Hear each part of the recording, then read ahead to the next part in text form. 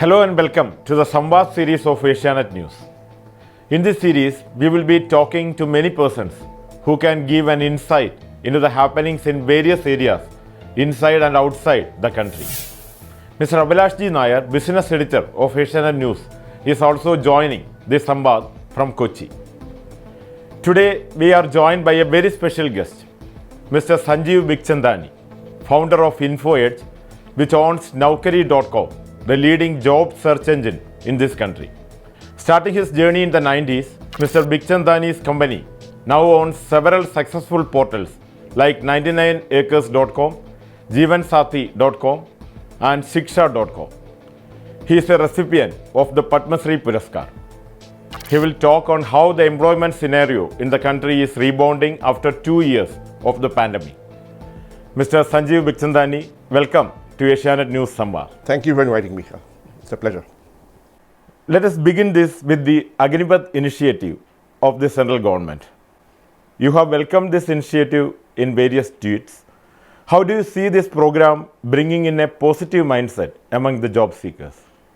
So this initiative, actually, I'm not the expert on whether it's a good initiative or not, because it's really the army who will decide its own manpower planning and its own requirements. But the limited statement that I made on Twitter, I put out maybe 8 or 10 tweets, that in my opinion, the 75% who don't stay on in the army long term, they will have likely to have good employment prospects in the private sector, and not just in BSF and CRPF and CISF and state police forces, but also in the private sector, and not just in the security departments of companies, because these are young people, 21, 22, 23 when they finish 4 years. So therefore, they've got the foundation of commitment, focus, discipline, a good work ethic, teamwork. On that foundation, they can get into jobs across a broad spectrum of areas and functions and build specific skills there. Now, naturally, a technical job such as a software programming may not be open to them, but other general jobs, sales, customer service, operations, logistics, they will all be open. But will private companies prefer hiring the skilled and disciplined Agnivirs in future? Because some companies I know, like the Mahindra, have welcomed this initiative, but will more companies prefer these Agnivirs? Look, people are hiring fresh college graduates and young people anyway. Now, same age, he has a graduate with 4 years experience in the army, and he's just a graduate. I mean, the person with 4 years experience will have an advantage in my view. So in which all fields they will be preferred? And several industries, several departments, like I said, marketing, sales, customer service, operations, logistics, back office, all sorts of areas. Okay, Mr. Bikhchandani, this is Abhilash from Cochin. Will this Agnivir's education qualification be a negative for them to find a foothold in the private segment? Basically, most of them will be undergraduates. Well, they would have completed a college graduation, right? There is a IGNOU tie-up that's happening. To my mind, that will be on par with very many other undergraduate colleges in India, those degrees. Of course, there are the IITs and the IIMs and the top-end colleges. They may not compare with those, but I think a large number of the main colleges would be roughly of the same caliber. So, what's your take on center's promise of providing 10 lakh new jobs? Which are the sectors that you would benefit? So I don't know much about the center's program to provide 10 lakh new jobs, but I do see our business is booming in Naukri. We are seeing massive demand for qualified people, for experienced people. As a consequence, Naukri is growing very fast, and we are seeing this for the last 2 or 3 quarters. So according to us, organized corporate sector is booming. There may be sectors in the economy that are not doing so well, but we don't see them. The sectors we are in touch with, all of them are booming. So you are indicating that the private sector is booming than the government sector, even though there are 10 lakh jobs coming up. No, I don't know much about the government sector because typically we don't work with them, right? But we do know the private sector is booming. So how do you see these mergers of various banks? What impact it will make in the job market? Remains to be seen. I don't imagine there will be large-scale downsizing. Right? I don't think government will be comfortable with that. So if you're merging two public sector banks, I would imagine it will be, as far as employment is concerned, it will be business as usual. Okay. So it may not have huge impact in the public sector jobs. It may not be unless there is a actual program of expansion and hiring. I don't see a downsizing happening. How is the central government's focus on Skill India help the job market? Because there were a lot of talks about the Skill India program. Are these people coming out and getting jobs in the private sector? So I think in the first avatar of the skilling initiative, I think there were several areas of improvement which needed to be there. See, it's very hard to have a skilling program, say in a small town in Jharkhand, right, for 6 weeks, and then say now they will get jobs in Bombay. It doesn't happen. The fundamental nature of skills is that a skill is acquired through repeated practice, usually on the job. So the model actually, according to me, has to be apprenticeship. That somebody embeds a skilling initiative inside a company. So in the morning for 3 hours you do classroom, 6 hours you work. And at the end of 11 months or 1 year, you acquired the skill and you got absorbed into employment. So I would recommend a national level apprenticeship program for skilling. Okay, what's your view on the government jobs continuing to be the first preference of the aspirant? What is your view on that actually? Look, that is a natural human tendency in India. There is a class of people, a certain type of person who will prefer a government job. They're looking for prestige, they're looking for security. And let's face it, the government does pay well, especially at the lower levels compared to private sector. So that will continue. And that's a natural human tendency in India. I don't see that changing. From the data you possess, what are the sectors which are rebounding after the pandemic? I think the rebound is fairly broad-based. It was led by IT and then by demand for IT professionals in non-IT companies. But now it's basically across industries, whether it's infrastructure, whether it's services, financial services, everywhere. Can the brain drain concern be addressed by the Make in India or the Atmanirbhar initiatives? According to UN report, as you know, the highest number of migrants living abroad is from India. It's almost about 17.5 million. So how we are going to address this brain drain? See, I don't think we should specifically try to address the brain drain. I think we were concerned about the brain drain in the 70s and 80s, but a lot of those people have come back and contributed to the country. So we should have an open door policy. Those who want to go may go. Those who want to come back may come back. Even those who go will ultimately contribute something. Now, and of course, you have to ensure that there's enough opportunity within India, that those who stay have enough opportunity. Okay, can you say about the positive changes that COVID made in the job market scenario in India? I think one big initiative of the government is Startup India. I think if you look at so I entered the job market. I began to work in 1984, and between 84 and now, if I look at all the industries, sectors where investment has gone, where growth has happened, where employment has happened, these are all new sectors, new companies. The IT services industry barely existed. IT enabled did not exist. Mobile telephony did not exist. Internet did not exist. All these are new sectors, startups.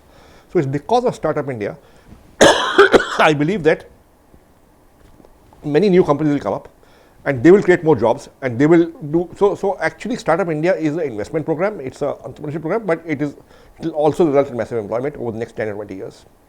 Coming back to the rebound of the economy, what are the worrying spots for you?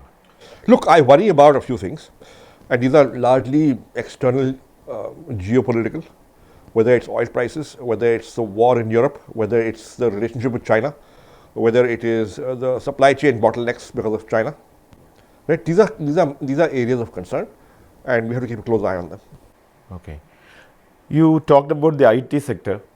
So what is the expected new wave in the IT sector, and how much jobs it may provide to India? So look, this is an ongoing thing. I know I don't have a number that this will provide so many jobs in so many years, but we are seeing very rapid growth in IT, demand for IT professionals, whether to be placed in India or overseas. Right now the IT sector is however many people who are capable and qualified you can provide, we will hire them. So right now there is no letting up of demand. is there any particular reason for this rebound of IT sector or I think because re-emergence of IT sector? I think because of COVID, Okay. the world went digital. The moment the world went digital or began to go digital, there was massive demand for IT people. But why India thrived? Because we have so many engineers. We are the world's biggest supplier of engineers to the IT industry. Is it also because CTC is less in India? Well, yes, that is the case. It is more economical in India to get it done. But you know what? The salaries have caught up. Right now, given the demand, wage inflation is so high that in India, very often salaries are global levels. Do you see any sign of economic rebound in the country, as you mentioned earlier about the war situation? How it is going to affect the job market in the country? See, right now we are taking quarter on quarter. It's very hard to predict 1 year out, 2 years out, 3 years out because there's so much uncertainty in the environment. But right now, I think demand continues to be strong for people. So how do you evaluate the graph of unemployment rate in the country? Because CMI came out with many figures. What are your figures on this? So look, we are obviously looking at different sets of data from CMI. We look at, we've got 90,000 clients, companies, big, medium, small, all over India, across all sectors, all cities, all towns. And that data shows us that people are hiring, right? Now, CMI may have different data, which may show something else, but according to us, hiring there's a boom in hiring right now. So the youth, if they're qualified and talented, and they work hard, can expect a lot. But if the problem in India has always been you've got plenty of people, but not enough talent. So the real issue is talent, not people. Are you suggesting any changes in the curriculum to mold a new generation for this emerging possibilities from the various companies and the job market? Now, I think most private institutions are alive to changing curricula because they respond to the market.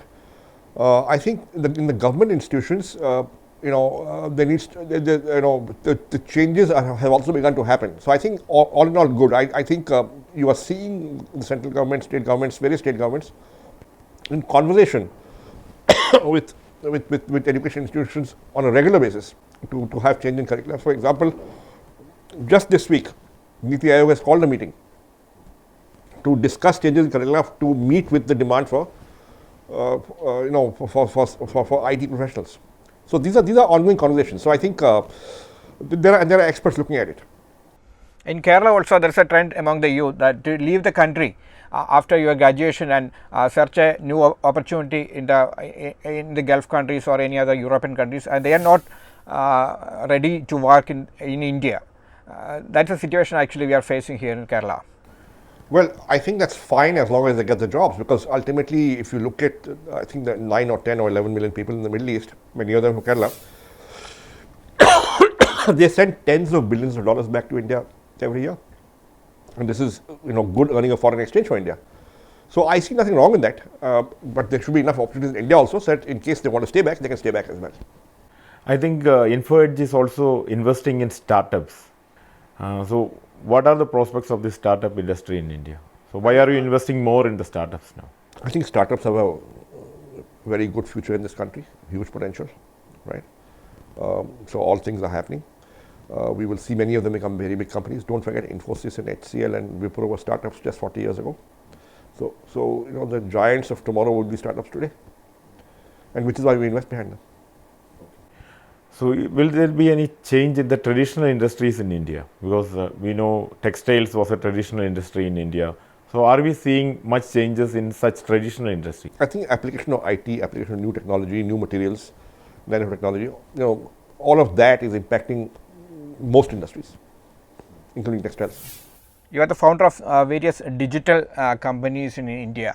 How you see the future of the digital companies after this COVID and after the 5G revolution, which is going to come by next year? So, I think it's a very, very bright future, a huge opportunity, large market, new technology, penetration of, everybody's got so many hundreds of millions of smartphones out there growing fast. So I think it's fertile ground. I think the future is digital in India. So why in India all these persons who are going to these sites, Swiggy, Zomato or Uber, are getting less salaries compared to countries like US. Well, that is the case in all fields in India. There is demand and there is supply, and there are market forces. So ultimately companies have to survive and make a profit as well and be financially viable. So they can only afford X and not Y. How will your generation that has successfully demonstrated creation and scale of businesses use your talent to bridge the gap between India and Bharat? So we've actually, technology can be applied anywhere and everywhere, and there are enough startups that are emerging which are applying technology in villages in rural India, in the agri sector, which we have invested behind. For example, we invested in a startup called Gramophone. Okay, Gramophone provides advice to farmers on crops, supplies them inputs. They've got an app, and it's working quite well, operating in Madhya Pradesh in rural areas. And we've invested behind them. We've invested behind a rural healthcare company called MedCords. We have invested behind a company called DigiVriddhi, which provides solutions for dairy farmers in areas of banking, collecting money, and so on. It's a fintech company. So I think there are enough entrepreneurs trying in rural areas, and many of them are investable, and people will invest behind them, and we have invested behind several of them. So you can go to the rural areas and help them. That is what you're suggesting. I think we are investing behind startups. The startups, so for example, Gramophone is based in Indore, and it works with farmers in Madhya Pradesh. MedCords is based in Kota. So typically the startup is based in a town, but it's areas of operation and maybe in villages. So finally, if we talk about India, so how do you see the job prospects and also the prospects of economy in the next 5 or 10 years? I think short term there could be volatility, but in the long run, 5 years, 10 years, I think India's got a very bright future, and so do Indians. So thank you very much, Mr. Sanjeev Bikhchandani, for speaking to us. Thank you so much. Thank you. So we heard Mr. Sanjeev Bikhchandani speaking on the employment sector as well as the Agnivat scheme of the government. We will come back with another edition of Samvad. Till then, goodbye. Namaskar.